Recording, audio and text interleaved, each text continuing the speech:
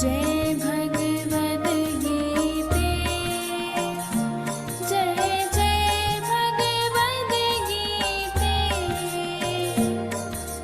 हरिः कमल विहारिणि, हरिः कमल विहारिणि, सुन्दर सुपुनीते।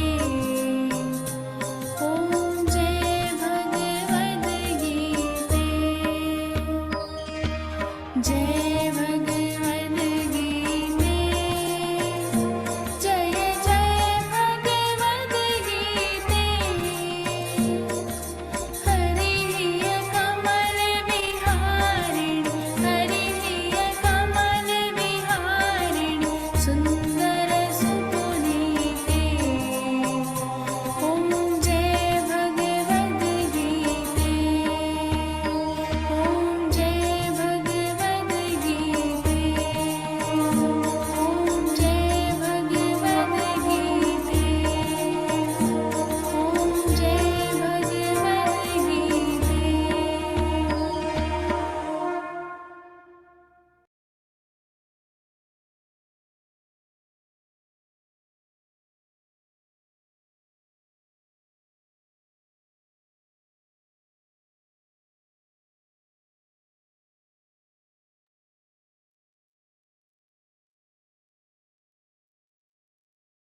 नमस्कार। आप सब लोगों का आज के इस गीता सत्र में बहुत बहुत स्वागत है। और भगवत गीता की इस यात्रा को भगवान की कृपा से ही हम लोग आगे बढ़ाते जा रहे हैं। कभी कभी मैं ये सोचता हूँ कि एक जिसको कहते हैं ना कि ऐसा साहस जो कि किसी व्यक्ति को नहीं करना चाहिए, जो उसकी कैपेसिटी के बाहर का हो, उस तरह का साहस अगर कोई व्यक्ति कर बैठे तो संसार उसका मजाक ही उड़ाता है। लेकिन भगवान की कृपा है कि ऐसा दुर्गम साहस मैंने किया और ईश्वर साथ दे रहा है। वो सारे भाव जो कि प्रत्येक व्यक्ति के लिए कल्याण करने वाले हैं, ये ईश्वर की कृपा से हमारे माध्यम से व्यक्त हो रहे हैं। तो इसमें केवल उनकी परम कृपा जानना चाहिए और उन्हीं से आशीर्वाद हमें प्राप्त करना चाहिए कि ये भगवान इस गूढ़ ज्ञान को, जो कि सारे उपनिषदों का सार है, इस गूढ़ ज्ञान को समझने की, और न केवल समझने की बल्कि इसके ऊपर चलने की भी हमें शक्ति प्रदान करें। क्योंकि ज्ञान का समझ में आ जाना एक बात है, ज्ञान के लिए उत्कंठा जाग के उसकी उसकी और उसके उसके ऊपर चलना ये बिल्कुल अलग बात है। तो भगवान करे कि हम सबको वो शक्ति प्राप्त हो कि हम उनकी इस वाणी को अपने जीवन में भी धारण कर सकें। इसके लिए आइए एक बार उन्हीं के श्री चरणों में प्रार्थना करें। परमात्मा की चेतना के प्रतीक के रूप में भगवान श्री सूर्य नारायण का ध्यान करते हुए, उगते हुए सूर्य का ध्यान हमारी चेतना का, हमारी आध्यात्मिक उड़ान का प्रतीक भगवान सूर्य। ऐसे भगवान सूर्य की चेतना का, उनकी दिव्य किरणों का अपने शरीर में, मन में, अंतःकरण में प्रवेश। शरीर, मन और अंतःकरण परमात्मा चेतना से ओतप्रोत, दिव्य चेतना से ओतप्रोत, परमात्मा की शक्ति धारा से ओतप्रोत, परमात्मा के परम स्पर्श से परम शांति को प्राप्त करता हुआ मन, मस्तिष्क, अंतःकरण, आत्मा का परमात्मा के साथ मिलन। उगते हुए सूर्य का ध्यान करते हुए गायत्री मंत्र हमारे साथ साथ। ओम भूर्भुवः स्वः तत्सवितुर्वरेण्यं भर्गो देवस्य धीमहि धियो यो नः प्रचोदयात्। हे प्राण स्वरूप, दुख नाशक, सुख स्वरूप, श्रेष्ठ एवं तेजस्वी परमात्मा, हम आपके इस सविता स्वरूप का वर्ण करते हैं, आपके भर्ग का, आपके दिव्य तेज का ध्यान करते हैं। आप हमारी बुद्धि को सन्मार्ग में प्रेरित करें। आप हमारी बुद्धि को सन्मार्ग में प्रेरित करें, अपनी ओर प्रेरित करें। ओम शांति शांति शांति। वसुदेव सुतं देवं कंसचाणूरमर्दनं देवकी परमानंदम कृष्णं वंदे जगत गुरुम। भगवान श्री कृष्ण का ध्यान। चलिए, तो अध्याय 2 का श्लोक नंबर 7, जो मैंने आप सबसे प्रार्थना की थी कि आप याद करें, है ना? किसी ने किया श्लोक नंबर 7 को अच्छी तरह याद? नहीं? अच्छा, ठीक है, करिए, कोशिश करिएगा। मंत्र है ये, श्लोक नहीं है, और आपको बहुत सारी विपरीत परिस्थितियों से निकालेगा। अपने बच्चों को जरूर याद करवाइए, अगर ऐसा संभव नहीं भी हो पाता तो अपने बच्चों को याद कराइए। गौरव जी क्या बाहर हैं आज? रेलवे स्टेशन का जी, मैं वाता। एक्चुअली अभी कानपुर आया हुआ था। मैं रेलवे स्टेशन पर ही हूँ। और 7वां नंबर इसलिए अभी नहीं याद कर पाया क्योंकि अभी मैंने तीसरा याद किया है। तो अभी तीसरा पहले मैं अच्छे से मतलब याद तो काफी हद तक कर चुका हूँ। उसके बाद मैं फिर 7वें पर आऊंगा। तो फिलहाल लास्ट टाइम आपने बोला था तीसरा भी याद करने को, तो वो हो गया है काफी फिर हद एक तक। मिनट बोलिए, जी। तीसरा बोलिए। जी। तीसरा क्लैब्यम बोलिए। स्मगमः पार्थ। जी, मेरी आवाज आ रही है क्या? हाँ जी जी। क्लै क्लैब्यम स्मगमः पार्थ न तत्त्वयुपपद्यते क्षुद्रम क्षुद्रम हृदय हृदय दौर्बल्य। क्षुद्रम हृदय दौर्बल्यम त्यक्त्वोत्तिष्ठ परंतप। क्या बात, क्या बात। कुछ हद तक कर पाया। जी। Thank you. तालियां हो जाए, कम से कम एक प्रयास तो हुआ इस डायरेक्शन में। बहुत बहुत बधाई। क्लेब्यमास्मगम पार्थ। मेरे साथ बोलिए तो सही, म्यूट में रखिए और बोलिए। क्लेब्यमास्मगम पार्थ नैतत्त्वय्युपपद्यते, नैतत्त्वय्युपपद्यते।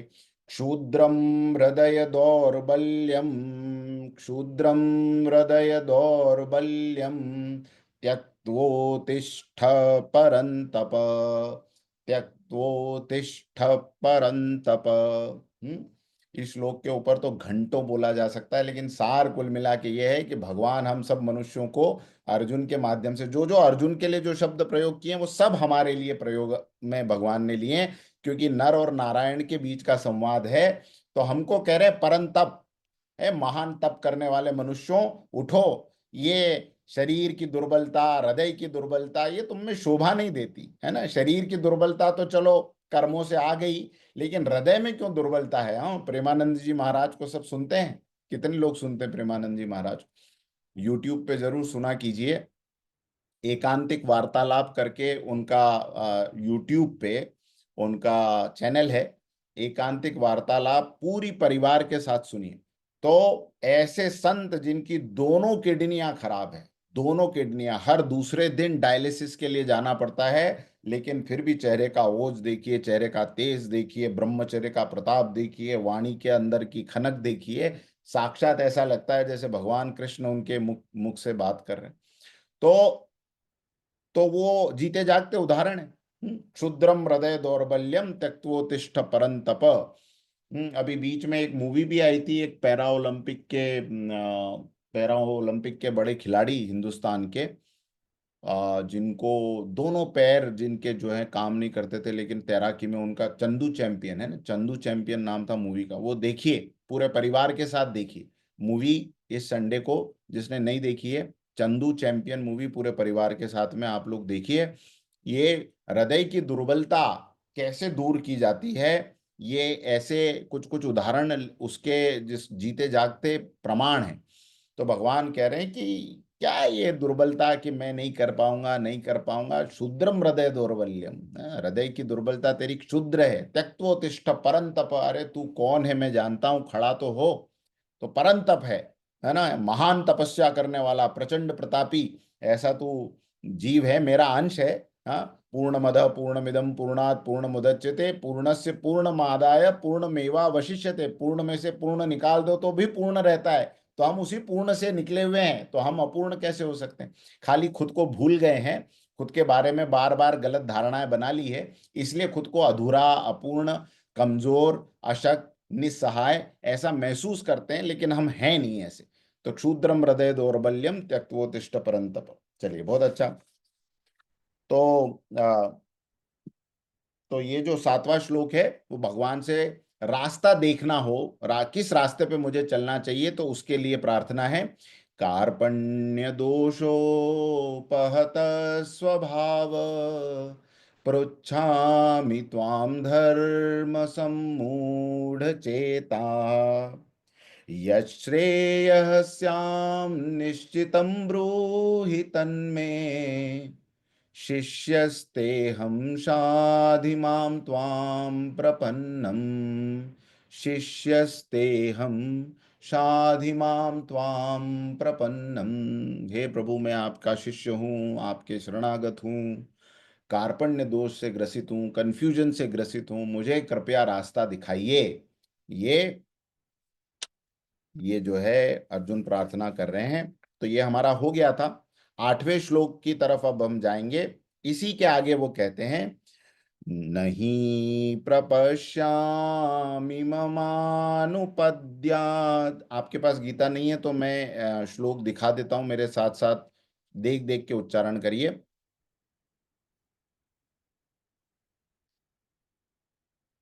नहीं प्रपश्यामि ममानुपद्यात् यच्छोकमुच्छोषणमिन्द्रियाणाम्। यत् शोक मुच्छोषण, मुच्छोषण नहीं है, मुत उच्छोषण है ना, उस शोक को कौन कौन दूर कर सकता है? यच्छोक मुच्छोषणमिन्द्रि, मिंद्रिया नहीं है, इंद्रियाणाम, तो म और ई जुड़ गया। यच्छोकमुच्छोकम इन्द्रियाणाम् अवाप्य भूमा वसपत्नमृद्धम् राज्यं सुराणामपि चाधिपत्यम् नहीं प्रपश्यामि ममानुपद्यात् यच्छोकमुच्छोषणमिन्द्रियाणाम् अवाप्य भूमा वसपत्नमृद्धम् राज्यं सुराणामपि चाधिपत्यम्। तो अर्जुन कह रहे हैं कि मैं आपका शिष्य हूं, कार्पण्य दोष से ग्रसित हूं, मुझे पता नहीं चल रहा है प्रभु कि क्या करना चाहिए। और ऐसे में इस श्लोक में क्या कहते हैं कि पृथ्वी पर धन धान्य समृद्ध और शत्रु रहित राज्य, ऐसा राज्य भी मिले जो धन धान्य से समृद्ध हो, जहां कभी कोई अकाल नहीं पड़ता हो, जहां पर कभी किसी प्रकार का शोक नहीं हो, और शत्रुओं से रहित। क्योंकि ऐसा कोई राज्य हो जिसमें इतनी प्राकृतिक संपदाएं हो, तो शत्रुओं की नजर तो उस पर पड़ी जाती है, जैसे यूक्रेन। तो पर मेरा राज्य अगर ऐसा भी हो जिसमें शत्रुओं का दूर दूर तक कोई नामो निशान नहीं हो, ऐसा राज्य भी पृथ्वी पर मिले, अथवा तो स्वर्ग में देवताओं का अधिपत्य मिल जाए। स्वर्ग में देवता नहीं, देवताओं का भी अधिपति मैं बन जाऊं। कौन है देवताओं के अधिपति? किसी को पता है? स्वर्ग में देवताओं का राजा कौन है?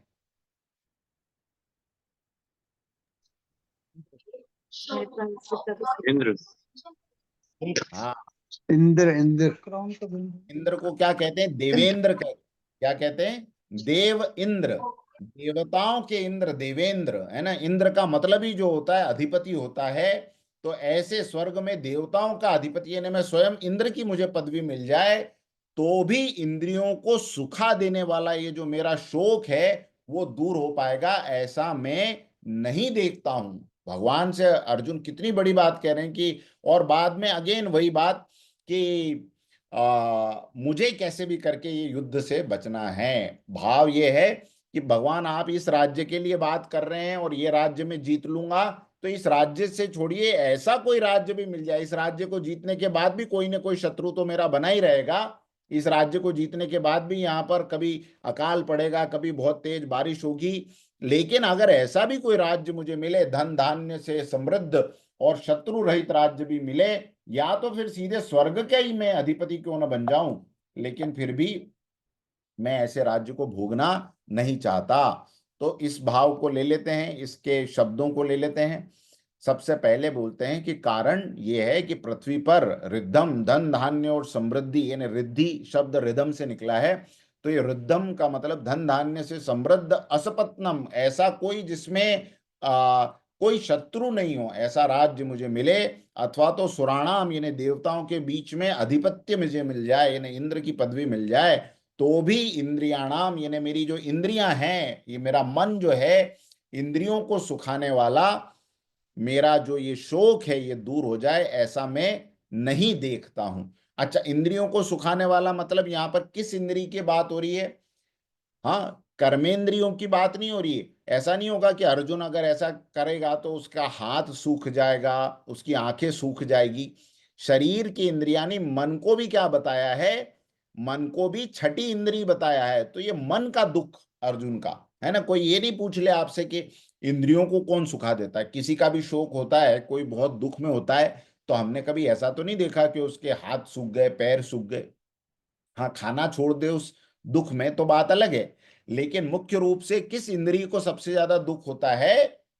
मन को दुख होता है। ये मन एक छठी इंद्रिय, मन षष्ठी इंद्रियाणी, ऐसा कहा जाता है। मन जो है वो छठी इंद्रिय है, बाहर की 5 इंद्रियां, और ये अंदर से जो काम करती है वैसी छठी इंद्री मन को कहा जाता है ना।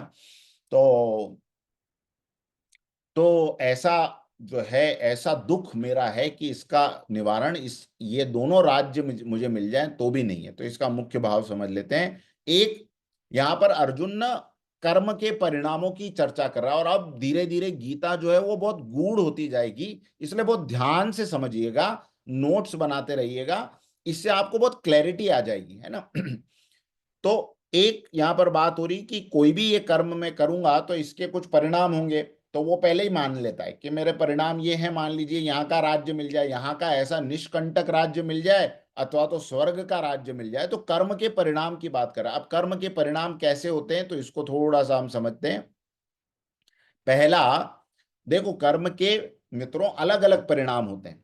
पहला, भूलोक में, इस लोक में, पृथ्वी लोक में धन और वैभव मिलता है। कर्म करने से बहुत से लोगों को इस धरती पे धन संपत्ति मिलती है, और बहुत से लोगों को इस धरती पे निर्धनता मिलती है ना। ये एक बात। दूसरा, स्वर्ग लोक में भोग और सुख की प्राप्ति होती है। यहां कर्म अच्छे करे तो स्वर्ग लोक में भोग मिलेगा, अथवा तो यहां कर्म जो है वो दंडनीय करे, अपराध युक्त करे, पाप युक्त करे, तो नरक लोकों की प्राप्ति होगी। ये मनुष्य के कर्म के परिणाम है। इसमें परमात्मा का कोई इन्वॉल्वमेंट है ही नहीं, न था, न है, न होगा। ये आपके, हमारे इंडिविजुअल डीड्स से होने वाले परिणाम हैं। अच्छा, मनुष्य के कर्म का तीसरा परिणाम, इस धरती पे अभावों की जिंदगी जी, इस धरती पे निर्धनता की जिंदगी जी, लेकिन स्वर्ग में उसको विपुल सुख की प्राप्ति हुई, देवताओं का पद प्राप्त हुआ, इंद्र पद की प्राप्ति हुई। अनेक हम ऐसे दानी महात्माओं को देखते हैं जिनका जीवन अपने आप में, उन्होंने निर्धनता का चुनाव किया, लेकिन जितना उनके पास योग्यताएं थी, बल था, धन था, समाज के कल्याण में प्रयोग किया, तो निश्चित रूप से ऐसे व्यक्तियों को स्वर्ग में उच्चतम पदों की प्राप्ति होती है। जो जैसा यहां पर कार्य कर रहा है, उस हिसाब से यहां पर उसकी जिंदगी को देख के लगेगा कैसी मिजरेबल जिंदगी जी, लेकिन चूंकि उसने दूसरों के लिए उस दान का, उस जीवन का उपयोग किया, तो उसके बदले में उसको स्वर्ग में विपुल सुख, अनंत सुख नहीं बोला मैंने, एक बात का ध्यान रखिएगा, क्योंकि स्वर्ग के सुख शांत हैं। शांत का मतलब जिनका अंत हो, ऐसे सुख, जैसे धरती के सुख शांत हैं और विपुल नहीं है, है ना, लेकिन स्वर्ग के सुख विपुल हैं और अंत के सहित है, शांत है। तो एक तो वो, या फिर उसको देवताओं का पद प्राप्त हो जाएगा। ये जितने भी देवता हैं इनका पद प्राप्त होता है। ये देवता, भगवान ने आत्माओं को, शरीरधारी मनुष्य आत्माओं से आगे की योनियां हैं। आगे की योनि में जैसे मनुष्य शरीर छूटता है तो उसके बाद में अलग अलग योनियां हैं, पितृ योनि है, फिर गंधर्व योनि है, फिर यक्ष योनि है, फिर किन्नर योनि है, फिर उसके बाद में देव योनि है। देवों में भी अलग अलग कैटेगरीज हैं। वो उनकी योनियां है, फिर उसके बाद देवताओं के गुरु की योनि है, बृहस्पति की योनि है, बृहस्पति की योनि के बाद में ब्रह्मा की योनि है, वो अंतिम योनि है जो कि आपको कर्म के परिणाम से मिलती है। इसके ऊपर की जो योनियां हैं, भगवान ब्रह्मा जी के ऊपर की जो योनियां हैं, वो कर्म, उसका कर्म से कोई लेना देना नहीं है। तो चींटी से लेकर ब्रह्मा पर्यंत जितनी भी योनियां हैं, जिसके बीच में एक देव योनि है, स्वर्ग की योनि है, और ऐसा कहा जाता है कि धरती पे आपको किसी भोग को प्राप्त करना है तो आपको उसके लिए बहुत कर्म करना पड़ता है, लेकिन स्वर्ग में आपको किसी भोग को के लिए केवल इच्छा करनी पड़ती, इच्छा मात्र से वो सारे सुख आपके आसपास में प्रकट हो जाते हैं। खूब अच्छा शरीर, खूब अच्छा वातावरण, खूब अच्छी सामग्रियां, जिसकी कोई कल्पना धरती पे नहीं कर सकता। ऐसा कहा जाता है, मैं केवल ऐसा एक जगह पढ़ रहा था कि स्वर्ग की अप्सरा जिनको हम कहते हैं, उसकी एक झलक अगर इस धरती पर पड़ जाए तो इस धरती के लोगों की, जो मनुष्य की ये जो आंखें हैं, वो सदा सदा के लिए चुंधिया जाएगी। अब उस सुख की, उस भोगों की कल्पना हम नहीं कर सकते कि वो किस तरह से होंगे, लेकिन यहां जो संसार में हम भोग जो देख रहे हैं, उन भोगों से अनंत गुना ज्यादा, जिसको हम कह सकते हैं क्वांटिटी में, लेकिन उनका भी एक अंत है। तो ऐसे भोगों का भूलोक में अभाव है, लेकिन ऐसे ऐसे व्यक्तियों को इस प्रकार के पदों की प्राप्ति होती है। इंद्र का पद भी तपस्या से प्राप्त होता है, इंद्र का पद भी अनेक प्रकार के यज्ञों को करने से प्राप्त होता है। अभी ये इंद्र का कौन सा पद चल रहा है? अभी इंद्र जो है वो 14वें इंद्र इस समय हमारे मनवंतर में है। 14 मनवंतर हैं, 14वें मनवंतर के जो इंद्र हैं वो हैं वैवस्वत। तो इसलिए जब भी आप पूजा पाठ करवाते हो तो पंडित जी हमेशा ऐसा कहेंगे, वैवस्वत मनवंतरे। वैवस्वत मनवंतर में जो इंद्र हैं अभी, उनका नाम है पुरंदर। तो इसलिए सिद्धि बुद्धि सहिताय श्रीमन महागणाधिपते नमः, ओम लक्ष्मी नारायणाभ्याम नमः, ओम उमा महेश्वराभ्याम नमः, ओम शची पुरंदराभ्याम नमः। शची मतलब इंद्र की पत्नी, और पुरंदर मतलब वर्तमान जो इंद्र हैं उनका नाम है पुरंदर। इसे एक बात समझनी है कि इंद्र किसी का नाम नहीं है, इंद्र एक पदवी है। जैसे राष्ट्रपति, तो राष्ट्रपति को नमस्कार हो, लेकिन राष्ट्रपति का कोई नाम भी है ना, द्रौपदी मुर्मू, ये नाम है। इसके पहले राष्ट्रपति जो थे उनका कोई नाम था, उसके पहले जो थे उनका भी कोई नाम था। तो इंद्र का नाम क्या है? वर्तमान इंद्र का नाम जो है वो क्या है? पुरंदर। पुरंदर नाम के इंद्र हैं, और उनको ये पदवी उनके सत्कर्मों के कारण मिली है। उनकी पत्नी का नाम जो है वो शची है, उनको भी ये पदवी जो है वो सत्कर्मों के कारण मिली है।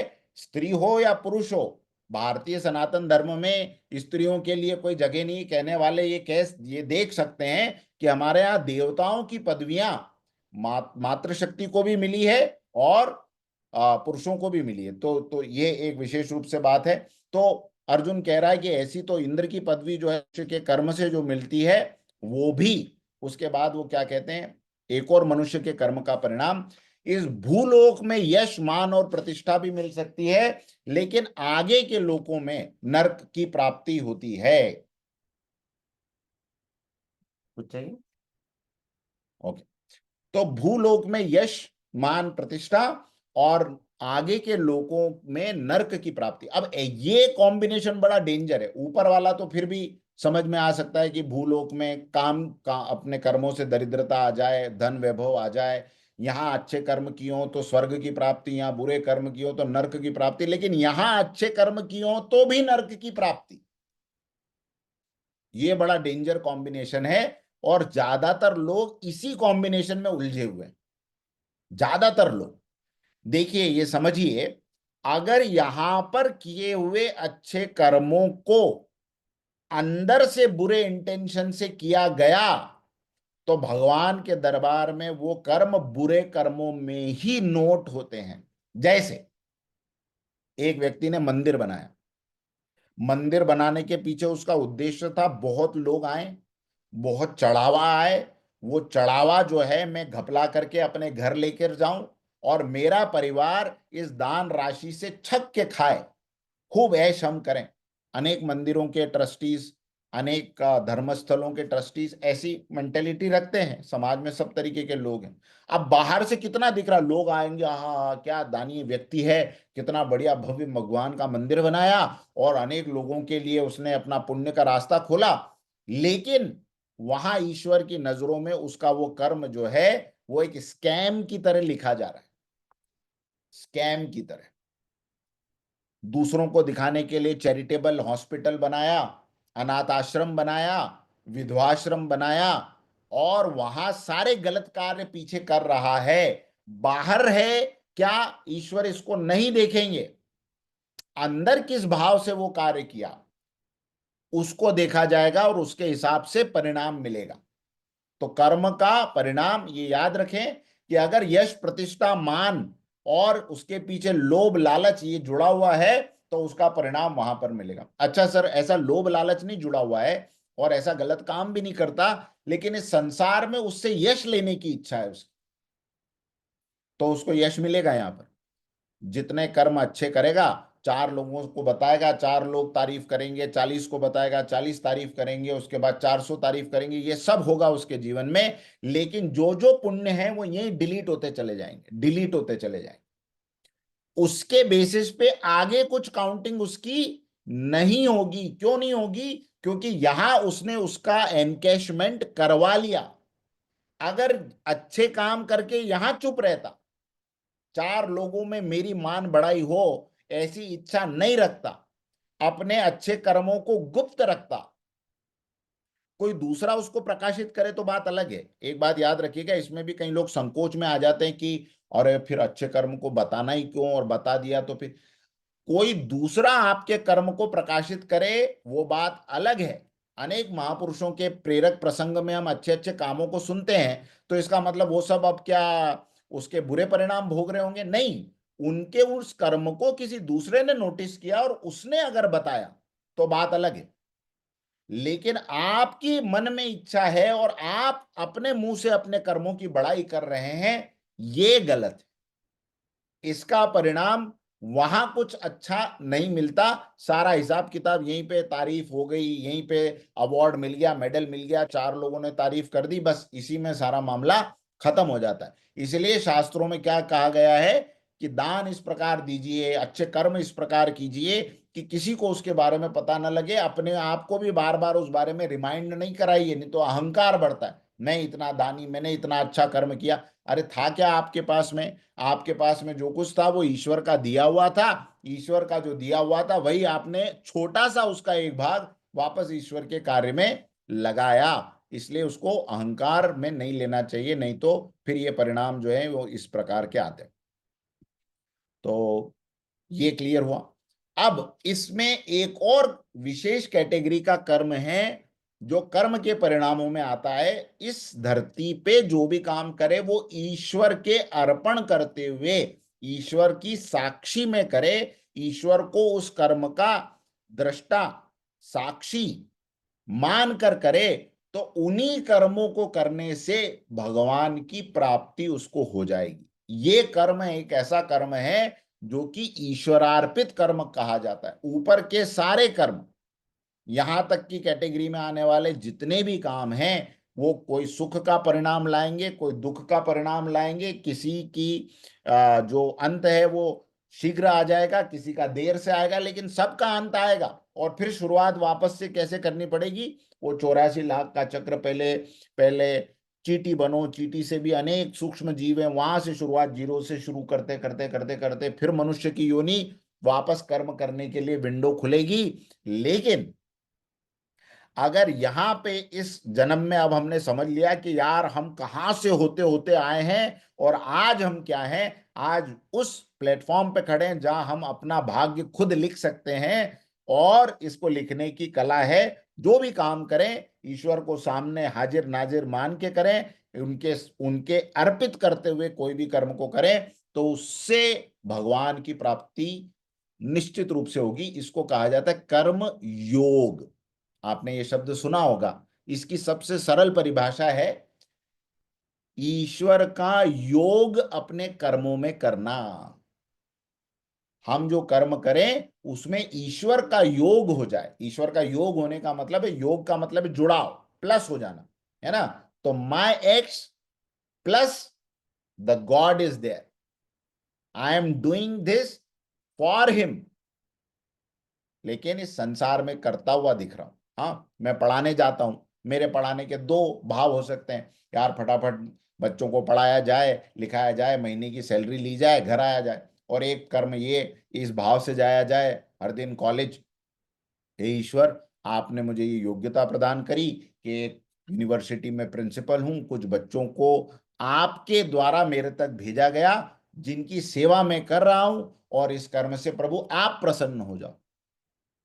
तो मैं जो भी करूंगा वहां पर, फिर वो मैंने ईश्वर को अर्पण कर दिया। शाम को जाते समय अपने ऑफिस से ये कह के उठें कि हे प्रभु, इन 8 घंटे में मैंने जो कुछ कर्म किए, ये प्रभु आपको समर्पित मैं करता हूं। उसका फिर अपने अंदर अहंकार नहीं आए, है ना।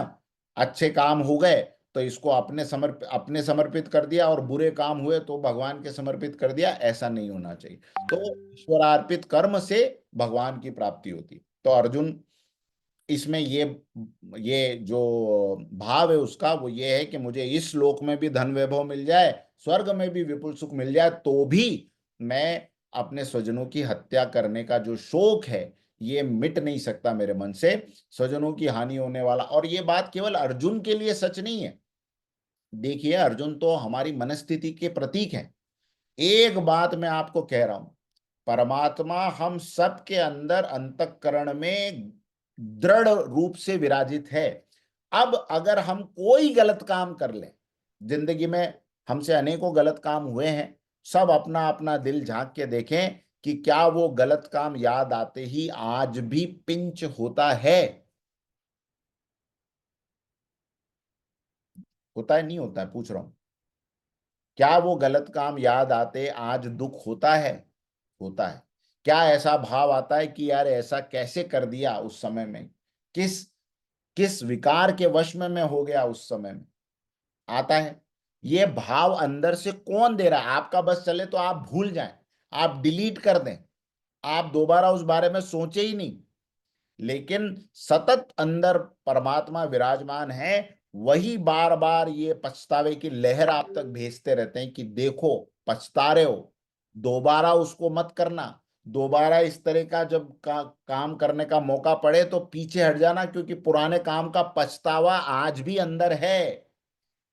तो अर्जुन ये कहता है कि मैं मार भी दूं, पर उस शोक से मैं कैसे मुक्त हो पाऊंगा जो कि सतत मेरे दिल को खाता रहेगा, चाहे मैं स्वर्ग का राज्य ले लूं। तो ये एक केस स्टडी होनी चाहिए। मैंने तो नहीं करी, लेकिन जेल जेल में जो जो लोग हैं, जो अपने स्वजनों की हत्या करके बंद हैं, अथवा तो धन के कारण किसी की हत्या कर दी, इस कारण से बंद हैं, चाहे वो स्वजन हो चाहे पराया हो, उनसे पूछना चाहिए।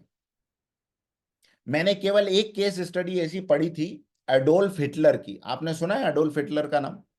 जलियांवाला बाग, जलियांवाला बाग में, सॉरी, एडोल्फ हिटलर बोल रहा हूं, जनरल डायर। एडोल्फ हिटलर की तो कहानी अलग है, उसने तो उस पछतावे में सुसाइड ही कर लिया।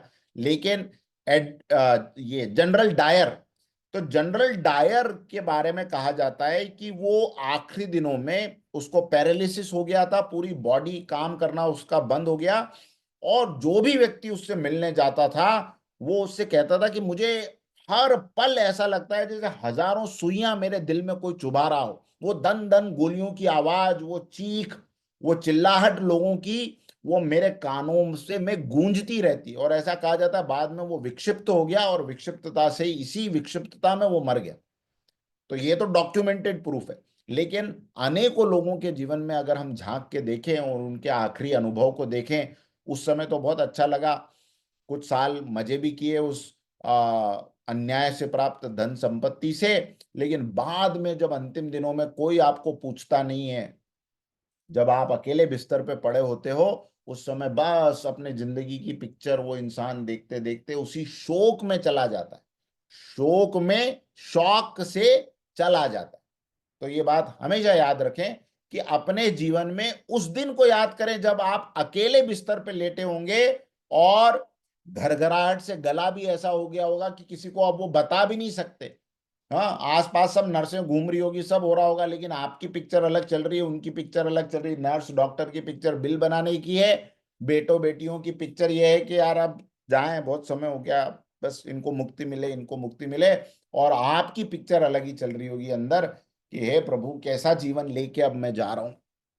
बस, तो इस चीज को लेकर जो व्यक्ति सतर्क है अर्जुन की तरह, वो काफी सारे गलत कामों से बच जाएगा। काफी सारे गलत काम, खाली ये एक भाव ही आपको इससे बचा लेगा कि ये सब प्राप्त हो जाने के बाद भी, और इतना बड़ा, स्वर्ग का अधिपति बन जाने का भी भाव अर्जुन को जो है वो शोक से हटा नहीं पाया। तो मुझे ये छोटे मोटे प्रॉपर्टी और ये लेके मैं कैसे सुखी हो जाऊंगा, है ना। तो ये है श्लोक नंबर 8 का भाव। श्लोक नंबर 9 पे आते हैं। आइए अपनी अपनी ये गीता की पुस्तक में श्लोक नंबर 9 में संजय बात करते हैं। अब ये जब संजय बात कर रहे हैं तो किससे बात कर रहे हैं? धृतराष्ट्र से, क्योंकि पिक्चर दिखा रहे हैं ना पूरी ग्राउंड में क्या चल रहा है।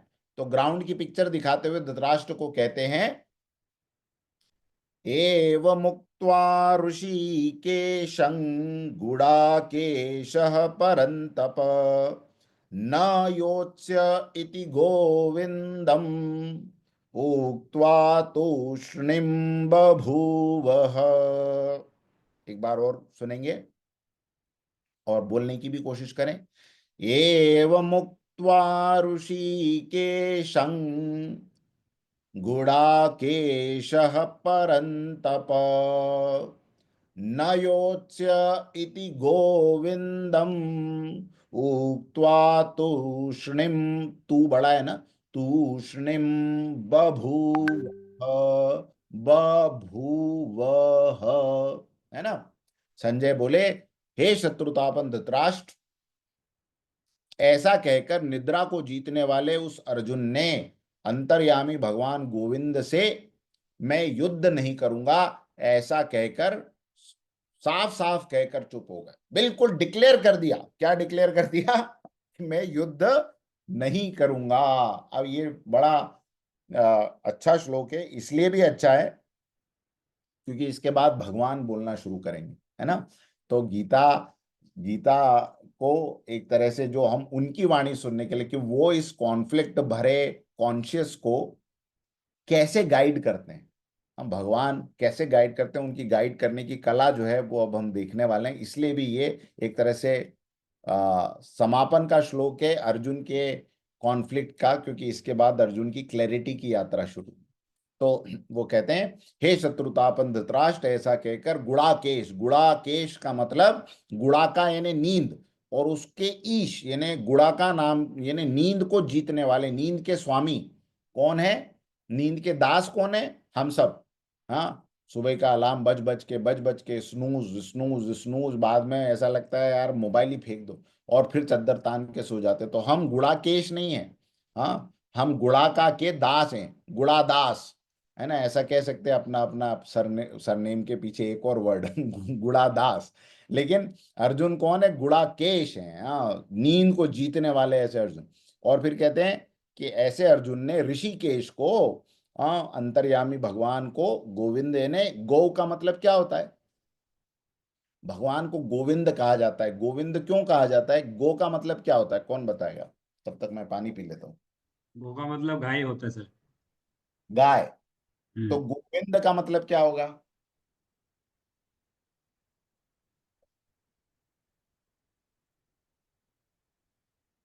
इंद्र का मतलब तो आइडिया नहीं है सर। गाय का भगवान इंद्र, ऐसा तो नहीं। हाँ, हाँ, गाय के स्वामी, गाय गायों के के स्वामी। स्वामी, है ना। तो क्या बहुत बड़ी बात है क्या गायों का स्वामी होना? तो यहां पर गोविंद का मतलब गाय से नहीं है ना। गौ का मतलब संस्कृत में, एक शब्द के संस्कृत में अनेक अर्थ होते हैं। ये बात हमेशा ध्यान रखें। हमारा किसी भी भाषा में, बहुत सी भाषाएं ऐसी है, लेकिन संस्कृत में विशेष रूप से एक शब्द के अनेक अर्थ होते हैं। उसमें गौ का शब्द यहां पर है इंद्रियों के लिए। गौ माने इंद्रियां। क्यों? क्योंकि जैसे गाय चरती है, गाय चलती है, वैसे हमारी इंद्रियां भी विषयों को क्या करती है? चरती है। विषय यानी संसार के अनेक विषय, रस, रूप, स्पर्श, गंध। गंध आया, कहाँ से आ रही है सुगंध? आपने गंध के विषय को, गंध की घास को आपकी नाक रूपी गाय ने क्या किया? चर लिया।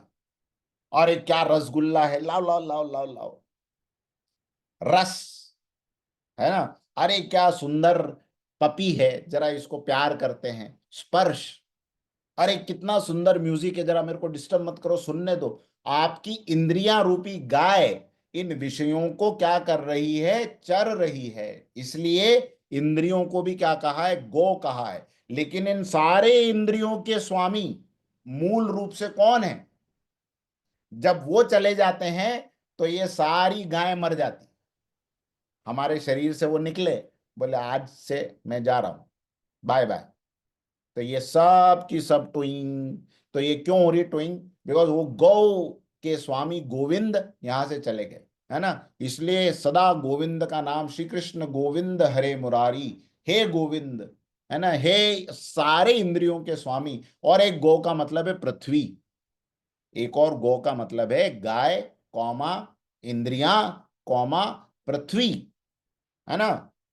इसलिए आपने कभी कभी पुराणों में देखा होगा ना कि ऐसा कहा जाता है कि पृथ्वी अपने कष्टों से परेशान होके गाय का रूप बना के भगवान के पास गई, है ना। तो गाय का रूप बनाना, ये सब रिसेम्बलेंस आपको समझ में आ गया होगा। इंद्रियां, गौ और पृथ्वी, इन सब के लिए गौ शब्द का प्रयोग किया गया है ना। तो इन सब के अधिपति मूल रूप से कौन है? गोविंद है, गोविंद, है ना। आप और हम नहीं है इंद्रियों के अधिपति। अगर हम इंद्रियों के अधिपति होते तो जिस समय गोविंद निकल जाते हम कहते नहीं हम चला लेंगे इंद्रियों को अपने हिसाब से। नहीं चला सकते, हम नहीं चला सकते, है ना। अरे सर्दी हो जाए, हाँ सर्दी हो जाए तो इच्छा मात्र से तो ठीक भी नहीं कर सकते, नहीं कर सकते ना। तो आप स्वामी कैसे हो गए? जिसकी इच्छा से काम हो दास का, वो उसका स्वामी होता है। तो इंद्रियों के स्वामी हम नहीं है, इंद्रियों के स्वामी है गोविंद, है ना। तो वो कहते हैं कि हे गोविंद, मैं युद्ध नहीं करूंगा, इस प्रकार से ऐसा कह के और डिक्लेयर कर दिया, मानो कि साफ साफ कह के तूष्णिम बभूवह, एकदम चुप हो गए, हथियार डाल दिए, सब हथियार वथियार वहां बीच में रख दिए रथ में, और शांत होके बैठ गए। अब यहां का भाव समझ लेते। पहला, अर्जुन के भगवान और अपना दोनों का पक्ष देखकर भी अपने पक्ष को समर्थन देने का भाव। भगवान थोड़ा सा बीच में बोले, क्लेब्यम मास्म गम पार्थ नहीं तत्वयु, ये तुझमें कायरता कहां से आ गई, तू तो परंतप है, ये कैसा हृदय में दुर्बलता का भाव लेकर खड़ा हो। तो अर्जुन ने सुना, कुछ तो कह रहे, लेकिन फिर देखा यार मैंने कितने सारे लॉजिक दिए हैं। तो अल्टीमेटली इंसान भगवान और अपने बीच में भी जब लॉजिक की बात हो तो अपना ही मतलब ढूंढ लेता है। ये भाव है इस श्लोक का कि अर्जुन ने फिर भी अपना ही मतलब देख लिया, भगवान का सुना थोड़ा सा लेकिन अपना। तो इसमें मूल रूप से क्या बात याद रखनी है कि व्यक्ति केवल सतही उपदेशों से नहीं बदलता। नहीं तो बहुतों के जीवन बदल चुके होते हैं, बहुत उपदेश देने वाले लोग हैं, बहुत सारी किताबें हैं, लेकिन वो सब सतही है। अब जैसे आज की क्लास, ये गहरी क्लास नहीं है, सतही क्लास है, इससे कुछ परिवर्तन नहीं होना है। क्यों? जब तक कि वो स्वयं उसकी गहराई में जाना नहीं चाहता। 9 बजी नहीं, क्लास खत्म हुई नहीं, हम हमारी जिंदगी में लौट गए, रत्ती भर बदलाहट नहीं होगी। ऐसे 10,000 सेशन ऋषि आचार्य कहते कहते थक जाए, 1,00,000 बार आप सुनते सुनते थक जाओ, एक रत्ती बदलाहट नहीं होगी, समय जरूर खर्च हो जाएगा। क्यों? क्योंकि सतही उपदेश से कोई नहीं बदलता। जब तक वो व्यक्ति स्वयं नहीं चाहे कि मैं गहराई में जाके देखूं यार मैं क्यों जल रहा हूं, मेरी आत्मा क्यों आज भी शांति और चैन नहीं प्राप्त कर रही, ये धरती पे आने का मतलब क्या था मेरा, ये खोज जिसकी शुरू नहीं हुई है वो गहराई में नहीं जाएगा। लेकिन फिर भी करुणा में भगवान हमें बदलने के अनेक अवसर प्रदान करते हैं। भगवान ने अर्जुन को ये नहीं कहा जा, फिर जा भाड़ में, कर तेरे हिसाब से जो करना, मर, मैं जा रहा हूं। मैं तो जबरदस्ती, एक तो तेरा रथ हाँकते हुए यहाँ पे आया और यहाँ बैठा हुआ हूँ, इतनी देर से बात सुन रहा हूँ तेरी, पूरा एक अध्याय बोल गया तू उस चक्कर में। लेकिन भगवान उसको अवसर देते हैं, है ना। ऐसे ही भगवान हमें भी अवसर देते। कितनी गलतियां करी लेकिन उन्होंने अपना साथ कभी नहीं छोड़ा, हमारे अंदर से कभी निकल के गए नहीं। एक गलती के बाद ही निकल जाते तो हम दोबारा कोई गलती वैसे ही नहीं कर पाते। तो एक तो अर्जुन का अपने पक्ष को चुनना, इससे ये साबित होता है कि अच्छी बातें सुनने के बाद भी व्यक्ति करता अपने। हाँ, दूसरा बात, अर्जुन भगवान से मार्गदर्शन की प्रार्थना भी करता है, पर शीघ्रता में निर्णय ले लेता है। इतना जल्दी क्या थी ये बोलने की कि नहीं मैं तो अब डिक्लेयर कर दिया साफ साफ। यहाँ पे लिखा हुआ है, देखो क्या लिखा हुआ है, साफ साफ का मतलब आपको ये समझ में आया? न योद्ध से, मैं युद्ध नहीं करूंगा, इतिह इतिह उक्त्वा, ऐसा एकदम साफ साफ बोल दिया। पहले तो इधर उधर की बातें कर रहा था, भगवान कुल धर्म नष्ट हो जाएगा, जाति धर्म नष्ट हो जाएगा, पितृ जो है नरक में जाएंगे, लेकिन अब तो मैं करूंगा ही नहीं। तो एक तो शीघ्र निर्णय ले लेता है, और तीसरी बात तूष्णीय बबूव, अपना सब धनुष वनुष छोड़ के बैठ गया वो।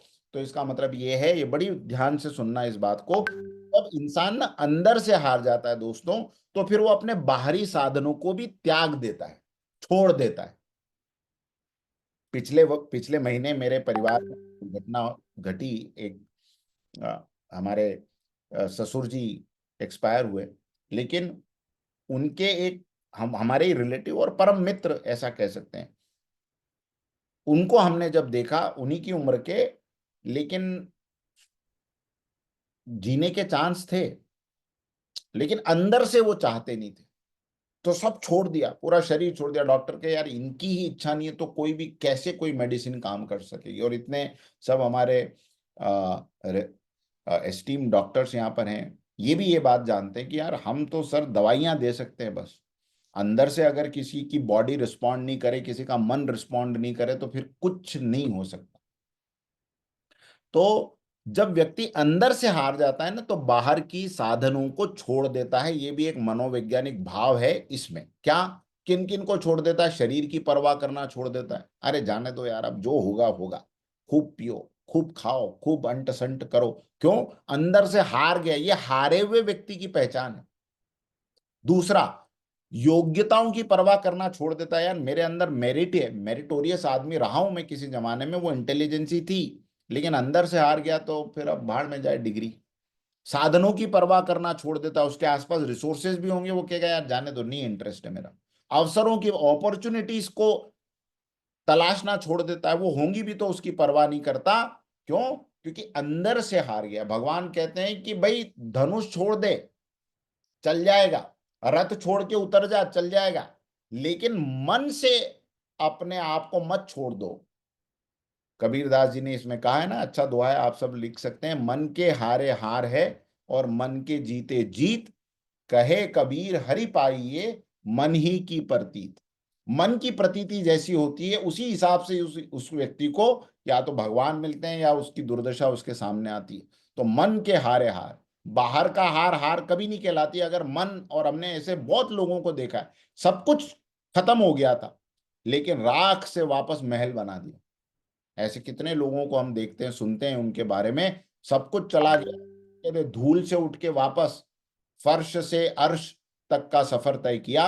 तो ये ऐसे व्यक्ति की पहचान है। लेकिन यहाँ पर अर्जुन की मामला उल्टा हो गया है, वो अर्श से यानी आसमान से फर्श पे आ गया है।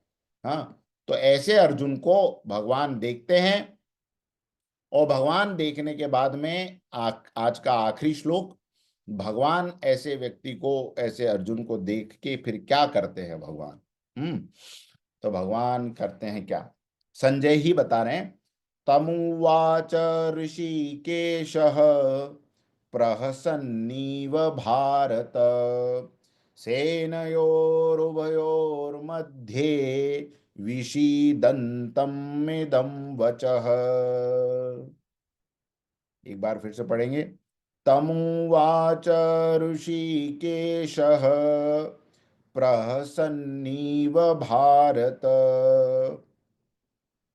सेनयोरुभयोर्मध्ये विषीदन्तमिदं वचः।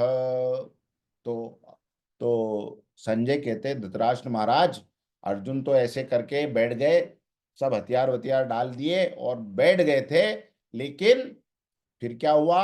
दोनों सेनाओं के मध्य भाग में, ऐसे बीच में जो रथ उनका था, ऐसे मध्य भाग में विषाद करते हुए उस अर्जुन के प्रति हंसते हुए भगवान ने आगे ये वचन कहे।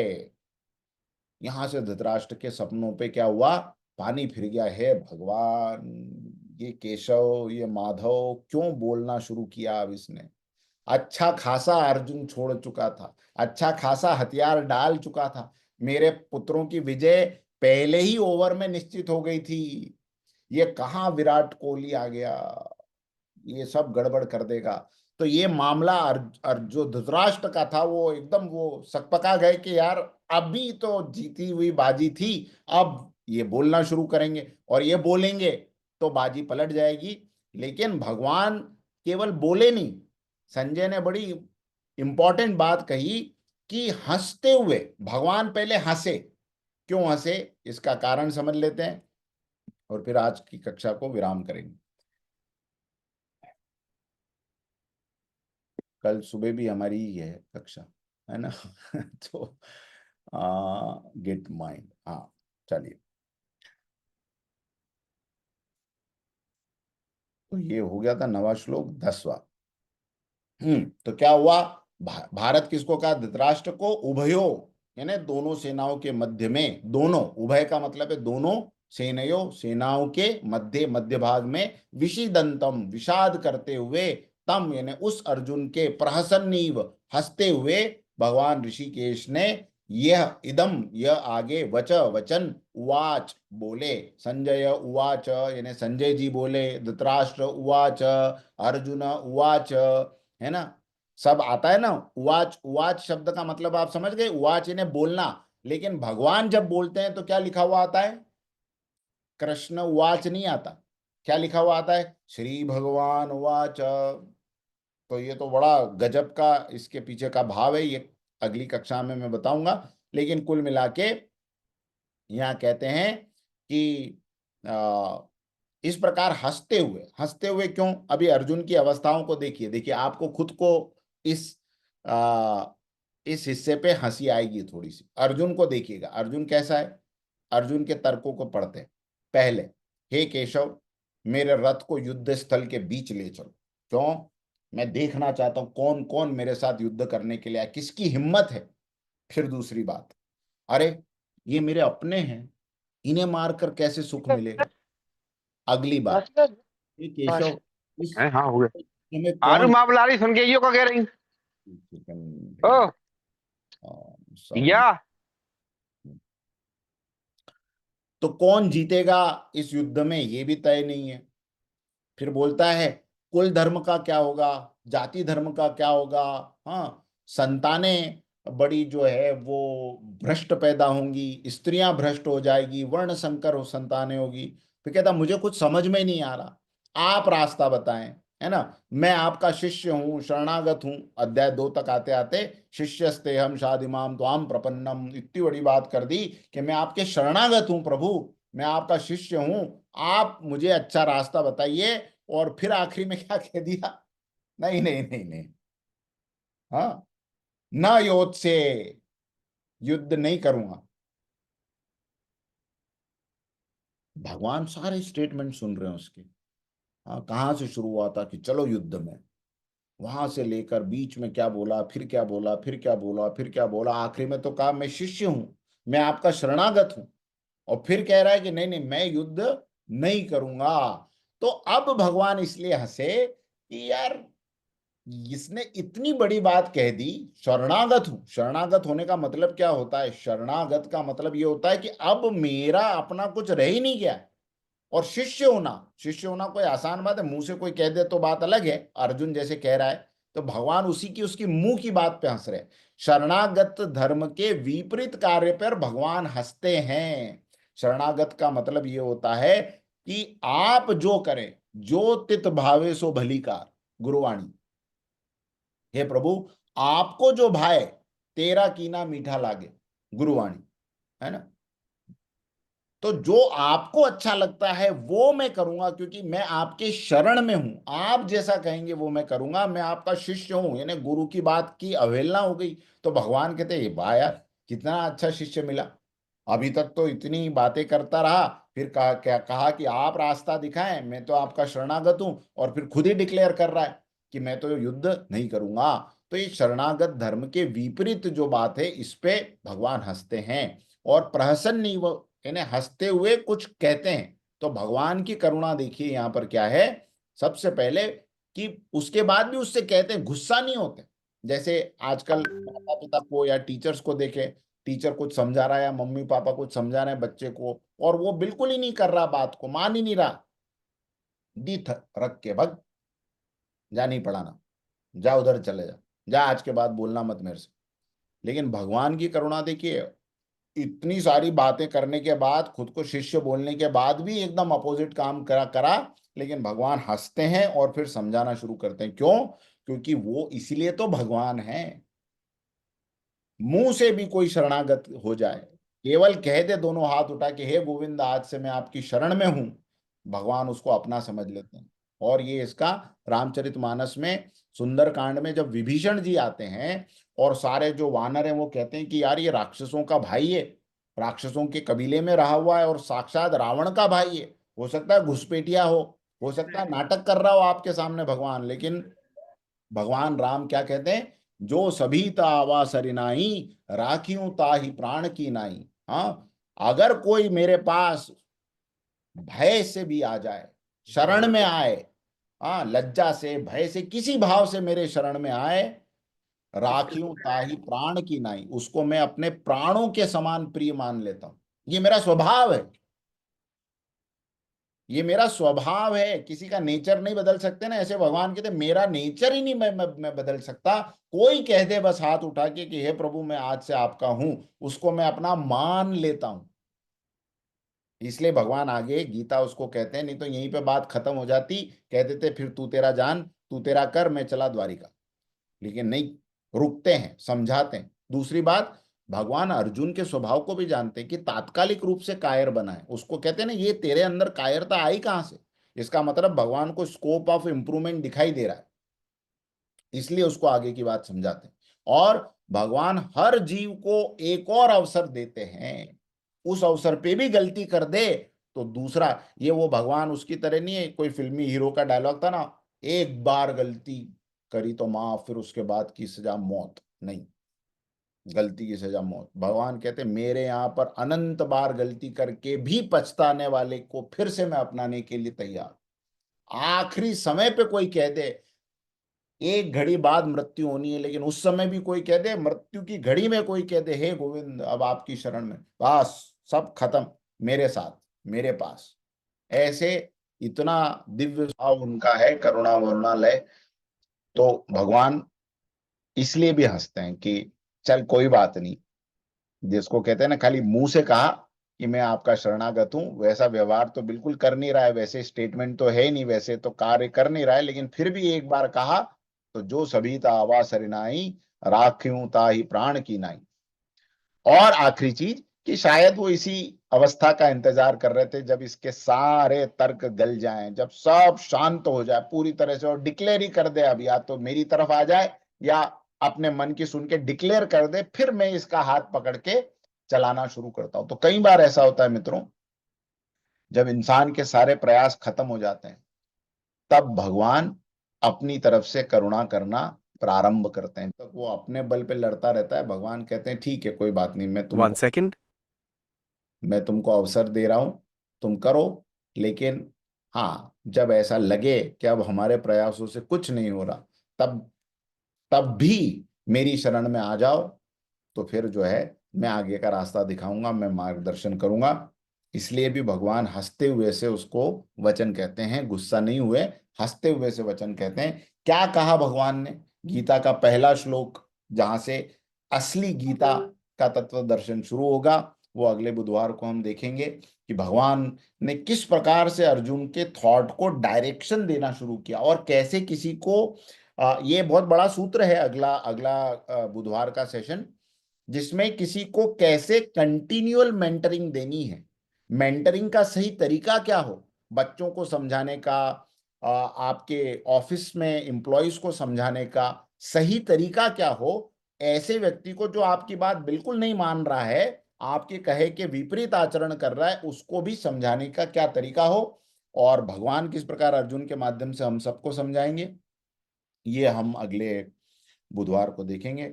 आज के सेशन में 5 मिनट का हमारे पास टाइम है। कोई प्रश्न हो या आपके आज के सेशन को लेकर कोई रिफ्लेक्शन हो तो ले लेते हैं, और फिर शांति पाठ करके ही सब जो है विदा लें। यस सुनील।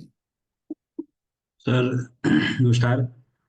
मेरा बोलना है कि आज जो समाज की कंडीशन है या देश की कंडीशन है, उसमें शरीफ आदमी को बिल्कुल कम समझा जाता है कि वो शरीफ आदमी है, वो उसको लूट लिया जाता है, एक्सप्लॉइट कर लिया जाता है।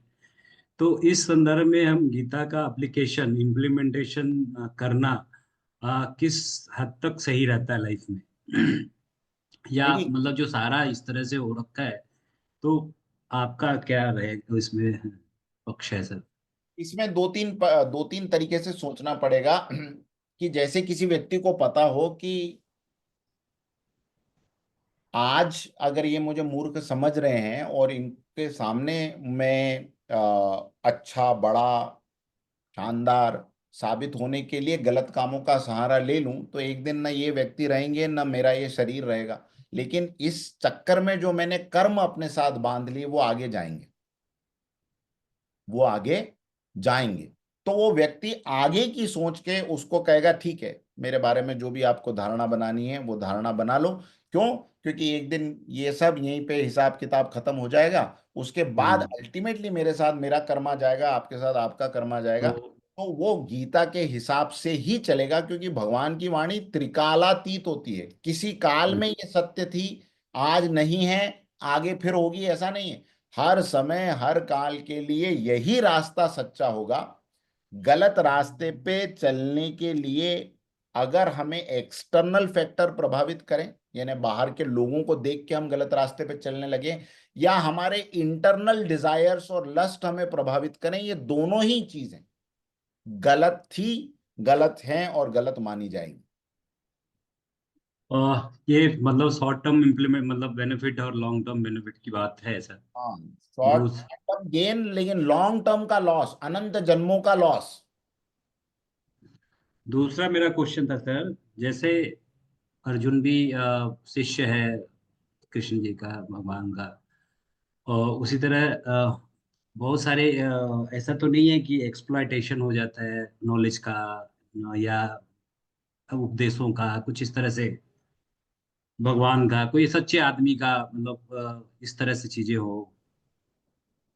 सच्चे आदमी को संसार की नजरों में अगर एक्सप्लॉइट मान भी लिया जाए तो ईश्वर की नजरों में वो एक्सप्लॉइट कभी नहीं होता, है ना। बहुत से लोग हम्म। जो है अच्छे सच्चे आदमियों का गलत फायदा उठाते हैं। अगेन वही बात कि उससे आपने शॉर्ट टर्म गेन ले भी लिया तो उसकी अच्छाई तो हम्म। उसके साथ हमेशा रहेगी ना। ये कर्म प्रारब्ध बनेंगे, क्या बनेंगे? प्रारब्ध बनेंगे। और ये प्रारब्ध आगे चल के भाग्य का निर्माण करता है। ये आगे के श्लोकों में आपको और ज्यादा क्लियर हो जाएगा कि कैसे किसी व्यक्ति को अचानक से कुछ मिल जाना, कोई सपोर्ट, अचानक कहीं से कुछ था नहीं, अचानक कोई सपोर्ट उसके आगे आके खड़ा हो गया। किसी के आगे सब कुछ था और अचानक ऐसी परिस्थिति आई कि तख्ता पूरा के पूरा पलट गया। ये कैसे हो रहा है? ये कैसे हो रहा है? काल का जो चक्र भगवान ने चला दिया है, उसमें आप ही के जो पुराने कर्म थे वो आज आपका भाग्य बन के आपके सामने आए हैं, अच्छा या बुरा। उस समय आदमी हैरान हो जाता है कि यार ये कैसे हो गया मेरे साथ। लेकिन वो वही है जो आप बो के आए थे, वो बनते बनते बनते बनते ऊपर नारियल बना और आज सूख के नीचे खोपड़ी पे गिरा, तो आपको लग रहा है सिर कैसे फूट गया। तो ये उसी का परिणाम है। तो इसलिए एक्सप्लॉयटेशन हो भी सकता है, नहीं भी हो सकता है। भगवान सच्चा बनने की बात कह रहे हैं, बुद्धू बनने की बात नहीं कह रहे, है ना। तो हम्म। भोला होना, यानी अंदर से भोला होना लेकिन दिमाग से समझदार होना, है ना। इसी देश में इसी भगवान कृष्ण के रास्ते पे चलने वाले चाणक्य भी हुए, है ना। तो हम हम्म। किसी को बुद्धू बनने की बात नहीं सिखा रहे, हम ये सिखा रहे हैं कि अंदर से आप जो है वो क्या रहो, आप जिसको कहते हैं साफ दिल के रहो।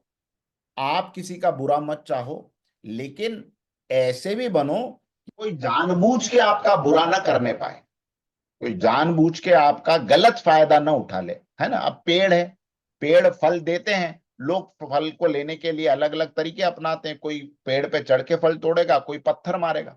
तो पत्थर मारेगा तो उस पेड़ को तो लगेगा ना। इतना नुकसान वो अपना सहन कर लेता है कि ठीक है यार, पत्थर मार रहा, लगी मुझे रही, लेकिन इसको फल मिल जा रहा है, चल कोई बात नहीं, है ना। तो एक सच्चा आदमी इतना अपना नुकसान सहन कर लेता है, लेकिन ये नहीं सहन करेगा ना कि कोई मुझे मूर्ख बनाता चला जाए और मैं देखता चला जाऊं, और जस्ट बिकॉज ऑफ मैं एक, है ना। वहां पर तो भगवान कृष्ण खुद कह रहे हैं कि भैया त्यक्तोत्तिष्ठ परंतप, खुद खड़ा हो और इस बैटल फील्ड को लड़, है ना। तो गीता हमें दोनों तरीके के रास्तों के लिए प्रिपेयर करती है, हमारा कोई गलत फायदा न ले इसके लिए भी, और हम किसी का गलत फायदा न लें इसके लिए भी। Thank you sir. Gaurav ji. On it, you can do that in the contacts app. Gaurav ji mute unmute करिए।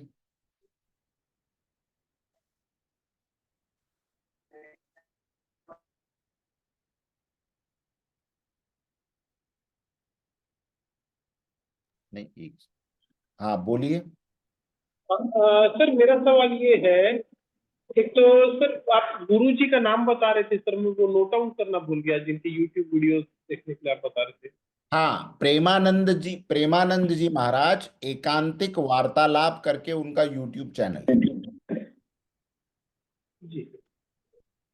और तो सर मैं एक सवाल था मेरा, सर जैसे आप बोल रहे थे कि जनरल डायर मरते समय मतलब वो फिर तड़प रहा था और पैरालाइज हो गया था सर, तो सर जैसे जो देश के प्रधानमंत्री होते हैं और रक्षा मंत्री होते हैं, वो अपने देश को चलाने के लिए बहुत जगह लड़ाई होती है, जंग भी होती है, बहुत जगह गलत गलत सही सब काम भी करना पड़ता है, तो सर उनकी भी यही स्थिति हो जाती होगी लास्ट में कि भाई वो गलत किए। नहीं, गलत किए तो ऐसी स्थिति होगी ना। अब देखिए, भारत पाकिस्तान का जब वॉर हो रहा था तो उस समय अटल जी प्रधानमंत्री थे, उसके पहले इंदिरा गांधी थी। तो उस समय में देश की सुरक्षा करने के लिए जो कुछ करना पड़ा वो तो उनका दायित्व था। तो ऐसे ऐसे व्यक्तियों को अंत समय में अपने अच्छे कर्मों की जब स्मृतियां होती है तो पुण्य का उदय होता है, मन में शांति का उदय होता है। जीवन आपने जैसा जिया है उसके हिसाब से आपको अंत समय में भाव प्राप्त होते हैं। तो जीवन अच्छा जिया है, सबके लिए अच्छे कार्य किए हैं, तो वो भाव प्राप्त होंगे। ज्यादातर जीवन कैसा जिया है उससे आपका अंतिम समय जो है वो भावों की परिणति होती है, फिर वही सब याद आता रहेगा। आप जैसे कोई व्यक्ति है, किसी हिल स्टेशन पे रहा है और फिर अचानक रेगिस्तान में आके रहना पड़े तो उसकी याद आएगी उसको, और रेगिस्तान में रहा है और हिल स्टेशन पे जाए तो फिर उसकी याद आएगी। तो जैसा आपका पुराना कर्म रहा है उसके अनुसार आपको मन में या तो उद्विग्नता, जिसको कहते हैं चिंता, विषाद, पछतावा, ये प्राप्त होगा, या फिर शांति, प्रसन्नता कि अब आराम से जा रहा हूँ, किया था वो सब मैं पूरा करके जा रहा हूँ, और जो कुछ भी किया था उससे मन में शांति रख के जा रहा हूँ कि आपका ये जीवन जो आपने मुझे दिया ये मैंने थोड़े मात्रा में सफल किया, ऐसा। एक चीज और बोलना चाह रहा था सर मैं, सर जो लास्ट टाइम आप बोले थे कि आप रात को सोते समय अर्जुन मतलब श्री कृष्ण से ये मांगिए कि हाँ मुझे सन्मार्ग की और सही दिशा दिखाइए, ऐसा सर मैं 2 या 3 रात को किया तो सर काफी क्लैरिटी आ गई। जय सर सर 1 डेढ़ साल से बता रहे थे लेकिन मैं नहीं समझ पा रहा था, और सर मतलब मेरे पिताजी मेरे दादाजी तक भी नहीं समझ पा रहे थे उन चीजों को, जो हमारे फैमिली के रिलेट मतलब फ्रेंड समझा पा रहे थे, वो मेरे को अब क्लियर हो गया कि हाँ वो चीज सही है और वो करना चाहिए। ये अंदर ही बैठे हुए हैं, उनसे आप सीधे बातचीत कर रहे हैं, डायरेक्ट कॉल कनेक्ट होता है इस मंत्र से, डायरेक्ट कॉल, बीच में कोई वाया लाइन नहीं है। तो बहुत अच्छा है, इसका प्रयोग करके देखिए, जीवन भर करते रहिए, है ना। ठीक। चल, तो आज के सेशन को यहीं समाप्त करते हैं। कल बहुत इंपॉर्टेंट, कल से सीरीज शुरू होने वाली है। सुबह सुबह में आप सब लोग मिलिए ऑनलाइन लाइफ चैंपियन इकोसिस्टम में। आज के इस सत्र को ही भगवान के चरणों में समर्पित करते हुए शांति पाठ करते हैं। ओम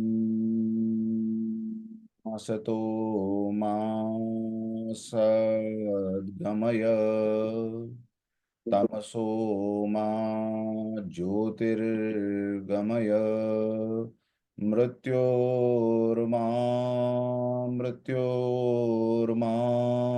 अमृतं गमय अमृतं गमय। सर्वे भवन्तु सुखिनः, सर्वे सन्तु निरामया, सर्वे भद्राणि पश्यन्तु, मा कश्चित् दुःखभाग् भवेत्। ओम शांति शांति शांति। आप सब लोगों को बहुत बहुत प्रणाम। जय श्री कृष्ण।